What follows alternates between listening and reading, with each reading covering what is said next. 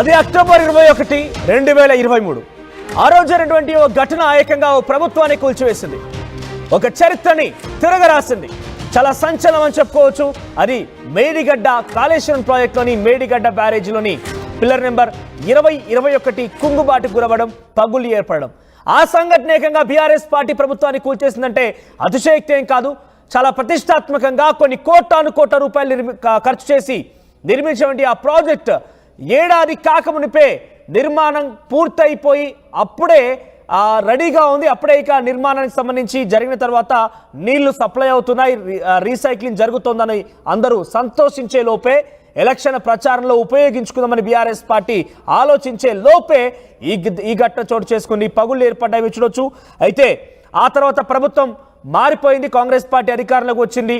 ఆ తర్వాత పగుళ్లకు సంబంధించి రిపేర్ చేసేందుకు ఎలా ఉంటుంది ఏంటనే విషయం పైన ఎన్డీఎస్ఏ అధికారులతోని ఒక ప్రత్యేకమైన కమిటీని అక్కడ పర్యవేక్షణ కమిటీ ఏర్పాటు చేసింది.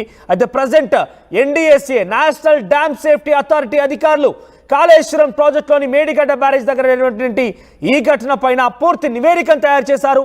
ఆ తుది నివేదికని కేంద్ర ప్రభుత్వానికి సమర్పించారు నేషనల్ డ్యామ్ సేఫ్టీ అథారిటీ అధికారులు.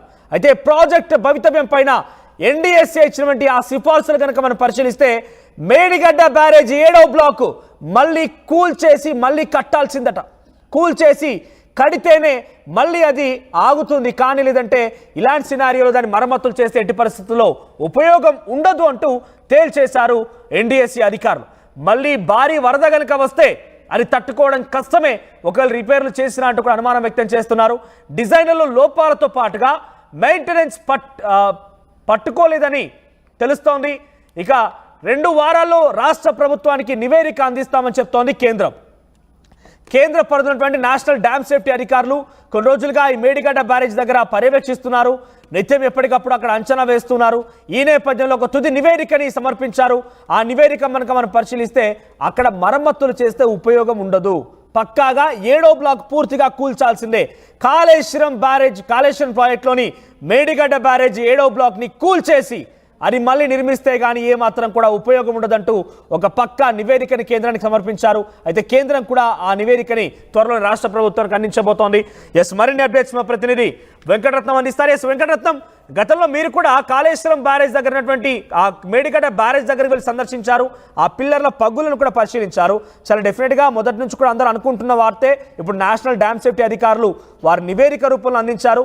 అది మళ్ళీ మరమ్మతులు చేస్తే ఎట్టి పరిస్థితుల్లో సాధ్యం కాదు, పూర్తిగా కూల్ చేసి మళ్ళీ నిర్మించాల్సిందే. అంటే ఏమాత్రం కూడా అక్కడ ఇప్పుడున్నటువంటి బ్యారేజ్ ఉపయోగపడదు. అట్ ది సేమ్ టైం అక్కడ జరిగిన నిర్మాణంలో చాలా తప్పిదాలు జరిగాయని కూడా చాలా క్లియర్గా చెప్తోంది.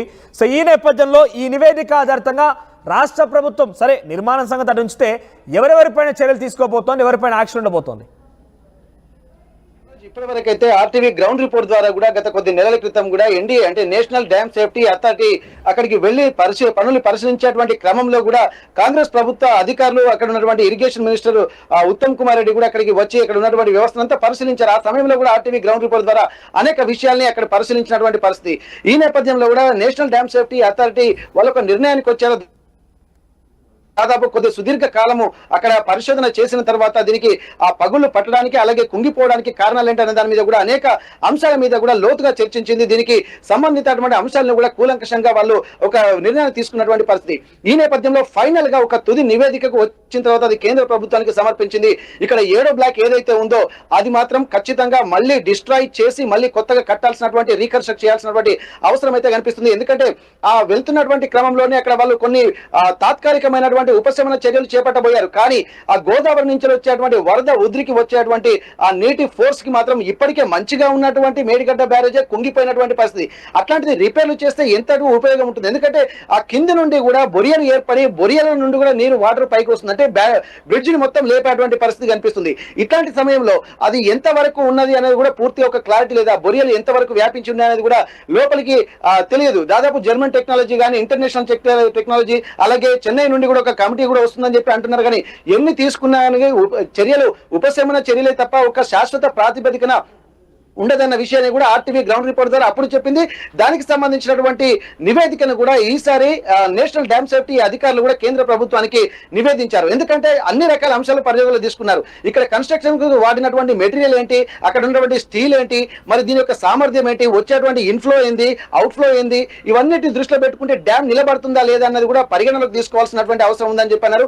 అంతకు ముందు కూడా కొన్ని సూచనలు చేశారు. అసలు నిర్మాణం చేయాల్సినటువంటి ప్రాంతమే కరెక్ట్ కాదన్నటువంటి ఒక ఆలోచనలు కూడా గతంలో చేశారు. వీటన్నిటి దృష్టిలో పెట్టుకుని కూడా డ్యామ్ సేఫ్టీ అథారిటీ వాళ్ళు ఏంటంటే ఫైనల్ గా ఉన్న మొత్తం డిస్టర్బ్ చేయకుండా కేవలము 7వ బ్లాక్ కు సంబంధించి అంటే 19, 20, 21 పిల్లర్స్ కుంగినటువంటి నేపథ్యంలో వీటన్నిటిని కూడా అంటే దాదాపు 7వ బ్లాక్ ను మొత్తం డిస్ట్రాయ్ చేయాల్సినటువంటి అవసరాన్ని కూడా గుర్తించారు. దీనికి సంబంధించినటువంటి నివేదికను కూడా పంపించారు. ఒకవేళ నిర్మాణం చేపట్టినా, తాత్కాలిక ఉపశమన చర్యలు చేపట్టినా గానీ ఖచ్చితంగా వచ్చే వాటర్ ఫ్లో కూడా ఇది కూలిపోతుంది అన్నటువంటి ఒక సూచనలు కూడా చెప్పారు. ఎట్టి పరిస్థితుల్లో ఆల్టర్నేటివ్ గా మాత్రం రీకన్స్ట్రక్షన్ తప్ప మరి ఇంకోటి లేదన్నటువంటి సూచనలు చేశారు. కానీ ఇప్పుడున్నటువంటి దీనికి సంబంధించి ఆ నివేదికను కేంద్ర ప్రభుత్వానికి ఇచ్చినటువంటి నేపథ్యంలో మరో 2 వారాల్లో కూడా కేంద్ర ప్రభుత్వం కూడా రాష్ట్ర ప్రభుత్వానికి సిఫార్సులు పంపనుంది.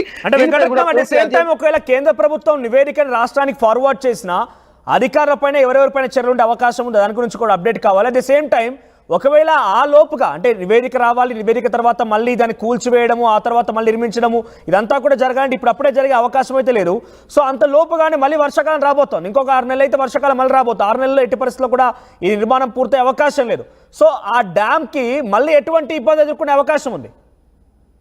అయితే దీనికి సంబంధించి 3 అంశాలు మనం పరిగణలోకి తీసుకోవాల్సి ఉంటుంది. ఎందుకంటే ఈ కన్స్ట్రక్షన్ చేసినటువంటి సంస్థ ఏదైతే ఉందో మెగా సంస్థ, దానికి సంబంధించినటువంటి వాళ్ళే పూర్తిగా ఒక ఇనిషియేషన్ తీసుకున్నారు. ఎందుకంటే అది మళ్ళీ దీన్ని రీకన్స్ట్రక్షన్ చేయాల్సినటువంటి బాధ్యత కొన్ని, ఎందుకంటే నిర్మాణ సమయంలోనే కొన్ని ఒప్పందాలు కూడా జరగాల్సింది. ఎందుకంటే పనులు చేపట్టిన తర్వాత కొన్ని సంవత్సరాలు కూడా గ్యారంటీ ఇవ్వాల్సి ఉంటుంది. ఎందుకంటే ఒక పటిష్టత, నాణ్యతకు సంబంధించి కూడా కొన్ని హామీలు, కొన్ని లీగల్ గా కూడా వీళ్ళు సంతకాలు చేయాల్సినటువంటి అవసరం ఉంది. కానీ ఎలాంటి ఒప్పందాలు కూడా మేము చేపట్టలేదని చెప్పి మెగా సంస్థ కూడా దీన్ని తప్పించుకున్నటువంటి ప్రయత్నం చేసింది. ఇక్కడ టీఎం అలాగే మిగిలినటువంటి సంస్థలు అంటే ఈ సంస్థలు కూడా కొన్ని అంటే 2-3 సంస్థలు కలిసి దీన్ని నిర్ణయించాయి.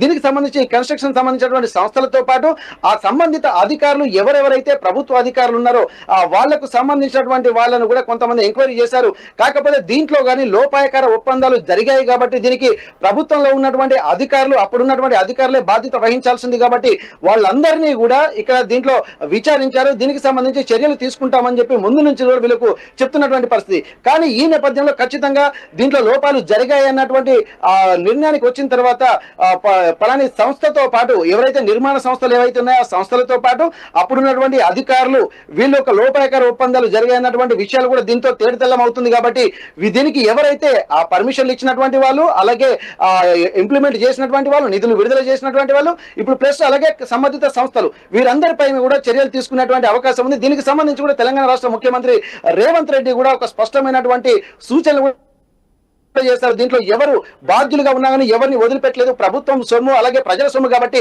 దీన్ని ఒక సొంత పనులకు అంటే కొంత మోసాలు జరిగినటువంటి వాస్తవమే కాబట్టి వీటన్ని దృష్టిలో పెట్టుకొని ఇక్కడ బాధ్యులు ఎవరైనా సరే కఠిన చర్యలు తీసుకునేటువంటి అవకాశం ఉందంటున్నారు. ఇప్పటికే పలు అధికారుల్ని కూడా ఇరిగేషన్ డిపార్ట్మెంట్ అధికారులను కూడా విచారించిన నేపథ్యంలో వాళ్ళు కూడా ప్రభుత్వంపై అంటే అప్పుడున్నటువంటి మంత్రులపై తోసేటువంటి ప్రయత్నం చేశారు. కానీ మంత్రులు కూడా ఒకరికొకరు సంబంధం లేని విషయంలో అంటే ఇప్పుడు వచ్చిన సందర్భంలో ఎవరికి వాళ్ళు తప్పించుకునేటువంటి ప్రయత్నాలు చేశారు. కానీ ప్రభుత్వం ఎక్కడ కూడా రాష్ట్ర ప్రభుత్వం కావచ్చు అలాగే ఎన్డీఎస్సీ అధికారులు కూడా అందరినీ విచారించడం నేపథ్యంలో అది మూలాలు ఎక్కడ ఉన్నా అన్న దాని మీద కూడా లోతుగా పరిశీలించి వాటన్నిటికీ సంబంధించి కూడా వివరణ తీసుకునేటువంటి ప్రయత్నం చేస్తున్నారు.